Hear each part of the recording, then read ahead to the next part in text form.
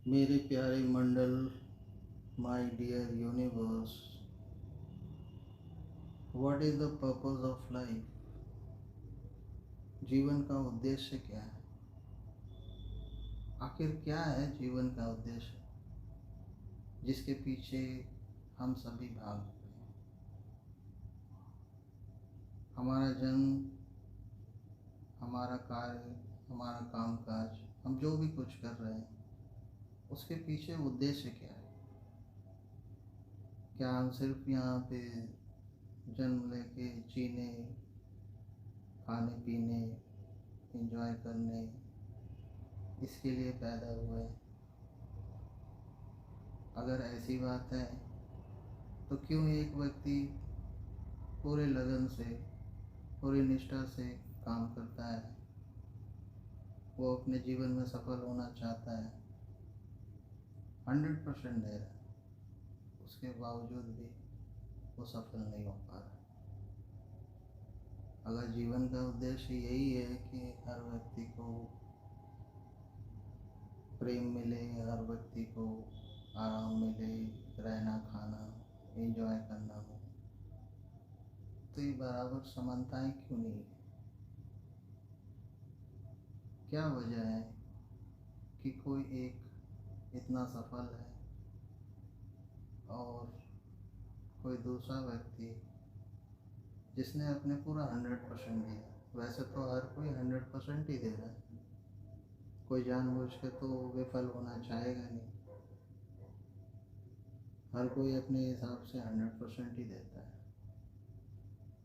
ये सिर्फ कहने की बात है कि तुमने अपना 100% नहीं दिया होगा, लेकिन जितना उसकी समझ है और जितना उसने अभी तक पढ़ाई लिखाई की है, जितना उसने स्किल डेवलप किया है, उसके हिसाब से तो वो 100% ही दे रहा है अपने काम में, लेकिन फिर भी वो सक्सेस से काफ़ी दूर है, सफलता नहीं मिलती। वहीं दूसरी तरफ कोई व्यक्ति इतना सिंसियर नहीं है, वो कैजुअल है, उसने उतना हार्ड वर्क भी नहीं किया है, लेकिन वो सफल है। अब सफलता के मापदंड तो अलग अलग है, किसी को लगता है वो सफल है, किसी को नहीं है, लेकिन एक हम जनरल टर्म में बात कर रहे हैं कि सफलता का मतलब वो ठीक से है, पैसे हैं, उसका काम सही चल रहा है, फैमिली खुश है, जो आम सांसारिक भाषा में जिसको सफल बोल रहे हैं। लेकिन ऐसा क्यों है? अगर जिस व्यक्ति ने भी काफ़ी मेहनत की, दिल से पढ़ाई की,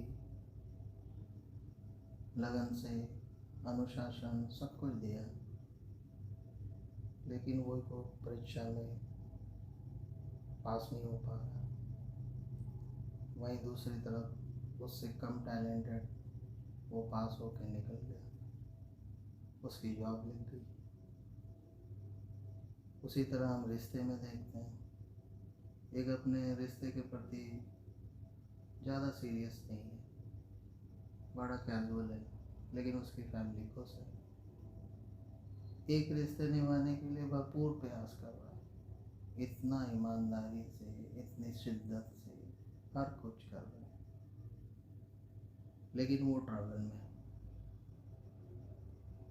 समानता नहीं है।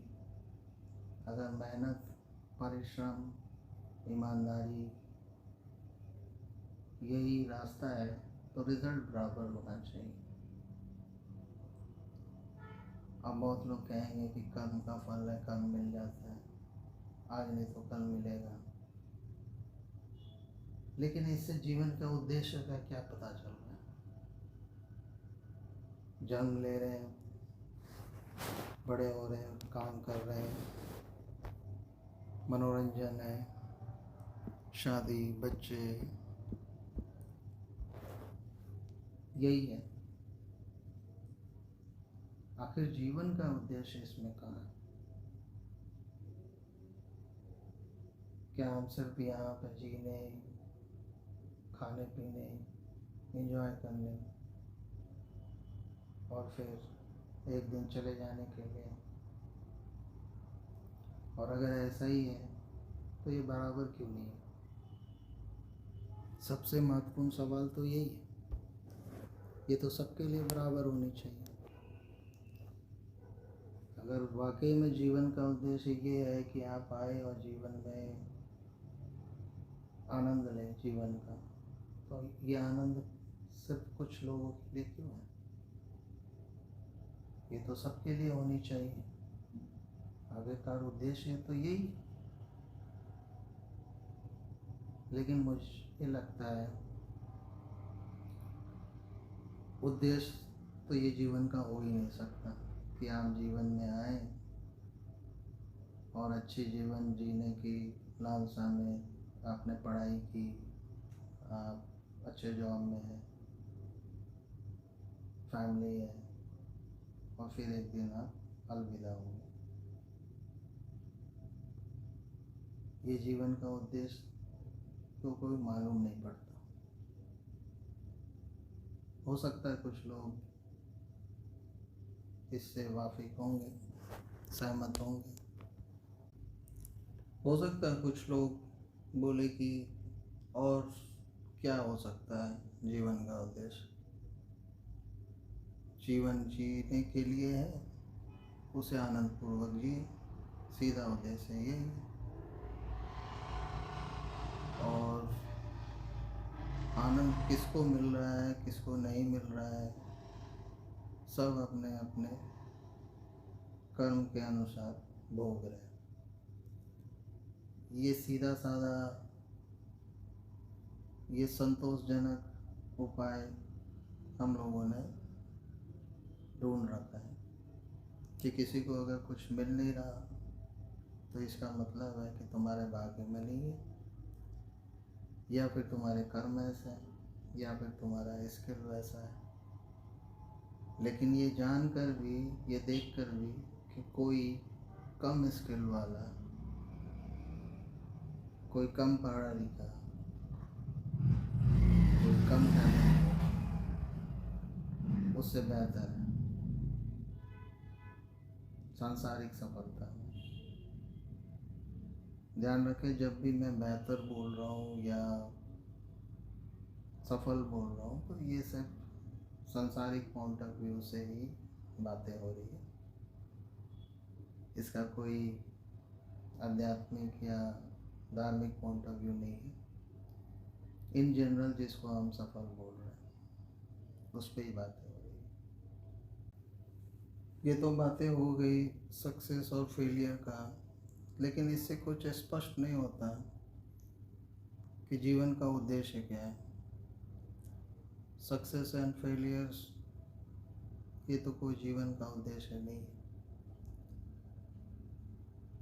और अगर ये उद्देश्य है तो हर किसी को समान जीवन मिलना चाहिए, उसके हिसाब से उसका सक्सेस जरूर मिलना चाहिए, क्योंकि सब तो एंजॉय करने के लिए जीवन में आए हैं। लेकिन ऐसा तो संभव नहीं है। अब जीवन का उद्देश्य को समझने के लिए हमें सबसे पहले ये देखना होगा कि क्या हम जो भी कुछ हासिल कर रहे हैं अपने जीवन में, वो वाकई में हमारी कड़ी मेहनत, हमारे टैलेंट, हमारे स्किल, इसकी बदौलत है। अगर ऐसा है तो मैंने जितने भी उदाहरण दिए पहले, और आप लोग खुद भी अगल बगल अपना उदाहरण देखें, ऐसा नहीं है। आप डिज़र्विंग होने के बावजूद भी आप शायद पीछे हैं, और कोई नॉन डिज़र्विंग जो इतना काबिल नहीं है वो आगे है। ये बात तो तय है। और इससे ये चीज़ तो ज़रूर निर्धारित होती है कि किसी के हाथ में नहीं है कि वो अपने जीवन को 100% सक्सेस बना सके। ज़रूर कुछ ना कुछ अलग है जो जीवन को डायरेक्ट कर रही है, डायरेक्शन दे रही है। जीवन उससे प्रभावित है और उसके अनुसार उसे वो चीज़ें मिल रही है, जिसको हम पुराने ज़माने में बहुत बोला करते थे कि सबका भाई अपना अपना नसीब है। ये बात भी सही है, भाग्य भी बोलते हैं। कुछ लोग ये भी कहते हैं कि जो लिखा हुआ है उसे क्या मिटाया जा सकता है। इस बात में भी कुछ सच्चाई हो। तो जब कुछ लिखा ही हुआ है और सबका नसीब ही है, तो आप जो भी कुछ कर रहे हैं उसका तो कोई उद्देश्य नहीं है। वो आप कर रहे हैं और आपको लगता है कि शायद आपके करने पे वो चीज़ें आपको मिल गई, और जो आपके सामने बैठा था, जिसने आपसे ज़्यादा मेहनत की, टैलेंटेड भी है, दिमाग का तेज है, लेकिन वो एग्ज़ाम क्रैक नहीं कर पाए। आप ज़्यादा टैलेंटेड, तो ठीक है, ऐसा है तो ये सब बातें कभी नहीं होनी चाहिए कि सबका अपना अपना नसीब है और जैसा भाग्य में लिखा है वही होगा। कुछ तो सच्चाई होगी इन सब बात। किसी को सुंदर बीवी मिल गई तो उसमें भी यही बात है कि भाई अपना अपना नसीब है। वो तो इतना स्मार्ट है, इतना अच्छा है और इतना अच्छा कमाता है, लेकिन उसके बावजूद भी उसे उसकी बीवी उतनी सुंदर नहीं है। हालांकि फिर से मैं कहूँगा, ये सुंदरता तो सब में है, ये सिर्फ सांसारिक बातें हो रही है। यहाँ किसी के बारे में कम सुंदर ज़्यादा सुंदर वाली बात नहीं, ये सिर्फ समझाने के लिए बात है जो आम तौर पर सांसारिक में बोला जाता है। ये सब बातें होती हैं, हम डेली देख रहे हैं और डेली हम ये समझ भी रहे हैं। और आज से नहीं, हम काफ़ी वर्षों से, दादा परदादा के समय से ये सब बातें सुनते आ रहे हैं, लेकिन हम ये नहीं समझ रहे और ये हम एक्सेप्ट नहीं करना चाहते, हम मानना नहीं चाहते कि ऐसा नहीं है कि मेरे करने से कुछ हुआ। मैं था, मैं टैलेंटेड था, मेरे में वो बात थी, इसीलिए मैं इस मुकाम पर हूँ। ये अभिमान सबसे बड़ी बात है और सबसे बड़ा आघात है। इतने सारे उदाहरण होने के बावजूद भी ये मन में ये रहता ही है कि मैंने इसे हासिल किया है, जबकि देश दुनिया आसपास यही देखोगे कि ऐसा कुछ नहीं है। हासिल तुम वो कर ही नहीं सकते जो तुमने सोचा है और जो तुम्हारे तकदीर में नहीं लिखा है। तुम्हारे तकदीर में है, लिखा हुआ था, तभी तुम उस डायरेक्शन पे गए, तुमने मेहनत की और तुम उस मुकाम पर पहुंचे। तो जितनी भी बातें हैं सामाजिक, व्यवहारिक और अभी से नहीं, जितने भी पुराने दौर से जो चला आ रहा है, उसमें ये चीज़ तो तय है कि कुछ न कुछ चीज़ें हैं जो पहले से निर्धारित है और हम बस उसे निभाने के लिए यहाँ हैं। चाहे इस बात में जितना भी डिबेट हो ले, घूम फिर के हमें मानना ही होता है और घूम फिर के सबको राम नाम सत्य ही बोलना होता है। तो इसमें ज़्यादा अभिमान करने की कोई बात नहीं है। लेकिन ऐसा है क्यों और इसकी वजह क्या है, ये मेन बात है। तो इससे जीवन का उद्देश्य निर्धारित करने में हमें और आपको कुछ आसानी हो सके कि जब मेरे हाथ में कुछ है ही नहीं, पहले से निर्धारित है, नसीब है, भाग्य है, तो मुझे करना क्या है। यूनिवर्स जो एक स्पाइरल फॉर्म में है, एक वर्लपूल की तरह, ऐसा मानो जैसे सुदर्शन चक्र की भांति कुछ फेंका गया, थ्रो किया हुआ ऑब्जेक्ट है। इसमें सारे पार्टिकल्स, प्लैनेट्स, इवन लाइफ, ये थ्रो किए गए। अब थ्रो किए गए हैं तो एक निर्धारित डायरेक्शन में ये थ्रो है। मतलब एक निर्धारित रास्ता है हर पार्टिकल्स का, हर जीवन का, कि वो कैसे मूव करेगा। इस चीज़ को थोड़ा एक उदाहरण से थोड़ा समझने का प्रयास करो। जैसे स्काई डाइविंग में कई हजारों फीट ऊपर, वहाँ से एक झुंड स्काई डाइवर्स का, जो आकाश में गोताखोर है, वो वहाँ से छलांग लगाते हैं। वो एक झुंड है।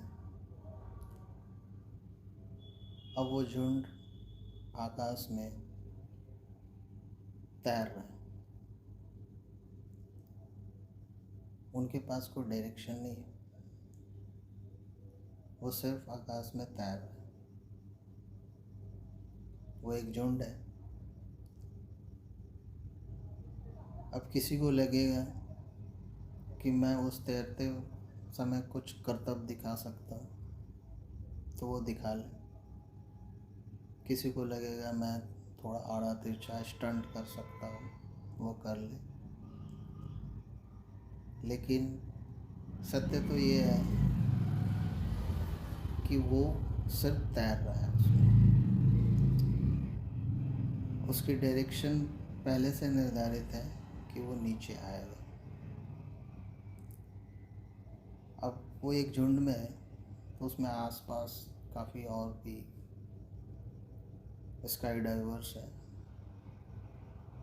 सब ने एक दूसरे का हाथ पकड़ रखा है। अब यही यूनिवर्स का पैटर्न है। जितने भी जीवन है, जितनी भी चीज़ें हैं, ये यूनिवर्स में थ्रो किए हुए हैं। आपका लाइफ, आपके पड़ोसी का या और भी किसी का, ये एक निर्धारित डायरेक्शन में थ्रो किया हुआ है और वो उसी डायरेक्शन में जाएगा।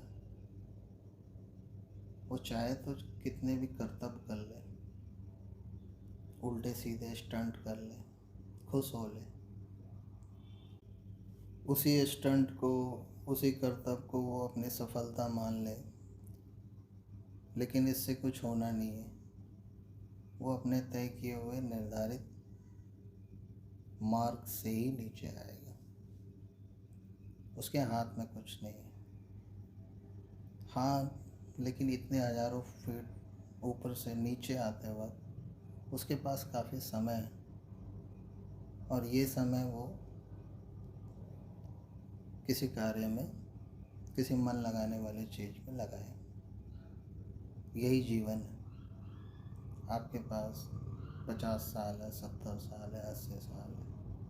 आप थ्रो किए गए यूनिवर्स में एक पैटर्न है। इस बीच में आप अपने समझ के मुताबिक या अपने अन्य लोगों की समझ के मुताबिक जो मर्जी आए वो कीजिए, लेकिन आपका अंत तो और आपका मार्ग तो पहले से निर्धारित है और उसी दिशा में ही जाएगा। तो अब बैक टू सेम क्वेश्चन पे आते हैं। अगर निर्धारित है, हम एक पैटर्न है, तो हमारा उद्देश्य क्या हुआ इस जीवन का? करना क्या है हमें? धर्म क्या हुआ? मानव धर्म। उद्देश्य में सबसे पहला वही आ सकता है, मानव धर्म क्या है। हमें अपना कर्म क्या करना होगा। मानव धर्म के बारे में तो एक अलग से चर्चा होगी। अभी फ़िलहाल एक सांसारिक रूप से इस चीज़ को समझिए कि अगर आप स्काई डाइवर्स हैं, ऊपर से आपको छोड़ दिया गया है और आप हवा में तैर रहे हैं, आपके हाथ में कुछ नहीं है और आप झुंड में हो, तो अगर आप ध्यान से इस चीज़ को देखें तो आपके पास एक ही उद्देश्य नज़र आता है। एक झुंड को जब ऊपर से नीचे फेंका गया है तो उसे एक दूसरे का हाथ पकड़ना है, एक दूसरे को सपोर्ट करना है, क्योंकि और इसके अलावा ऊपर से नीचे तक आते वक्त आपके पास कोई उद्देश्य नहीं लगता। एक ही है सिंपल साधारण उद्देश्य कि आपको अपने आसपास जो भी है उसको सहारा देना है, चाहे वो इंसान हो, चाहे वो जानवर हो, पक्षी हो, पेड़ पौधे हो, जो भी हो। अगर आप एक पैटर्न्स में थ्रो किए हुए ऑब्जेक्ट हो तो आपके पास सिवाय एक दूसरे को सहारा देने के जीवन का उद्देश्य कुछ नहीं बचता। अब सहारा देने का मतलब सबकी अपनी अपनी क्षमता है। कोई ज़रूरी नहीं कि आर्थिक रूप से ही सहारा होते, सामाजिक, इमोशनल, व्यवहारिक, आप सिर्फ और सिर्फ इस समाज में सहयोग और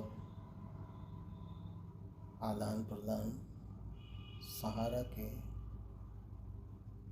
एक दूसरे को सपोर्ट के लिए ही बने। जीवन के उद्देश्यों में ये एक परम उद्देश्य है। जब आप निर्धारित किए हुए रास्ते पे चल रहे हैं तो आपका एक दूसरे के प्रति सहारा ही मुख्य उद्देश्य होता है। एक दूसरे के प्रति प्रेम, सद्भावना, एम्पैथी, इमोशनल लव, भावनाएं, यही आपका लक्ष्य होना चाहिए। और अगर आप इस चीज़ से किसी भी तरह से रिलेट करते हैं, आपको लगता है कि ये रिलेटेबल संबंधित विषय है और आपका जीवन का उद्देश्य ऐसा होना चाहिए, या आप हो सकता है ऐसा आप पहले से ही ये सारी चीज़ें समझ रहे हो और आप कर रहे हो, लेकिन जितने उद्देश्य हैं उनमें से ये एक परम उद्देश्य है, सहारा बनना। और जीवन का उद्देश्य ऐसा क्यों है, जो मैंने एक तथ्य रखा कि हम सभी लोग एक स्पाइरल वे में, पैटर्न में थ्रो किए हुए ऑब्जेक्ट है, एनर्जीज है, ऊर्जा है इस ब्रह्मांड में। और यही स्पाइरल वर्तुलाकार ऊर्जा जो इस ब्रह्मांड को संचालित कर रहा है, और यही स्पाइरल ऊर्जा आपके शरीर में कान की शेप में, जब आप देखेंगे कि स्पाइरल शेप है, और आप अपने फिंगरप्रिंट में भी देखेंगे स्पाइरल ऊर्जा का संकेत है। और यही प्रमाणित करता है कि हम एक स्पाइरल पैटर्न में थ्रो किए हुए एनर्जीज हैं, जिसका डायरेक्शन और सीमाएं सब कुछ निर्धारित है। इसी विचार के साथ आज की चर्चा यहीं समाप्त करते हैं। धन्यवाद।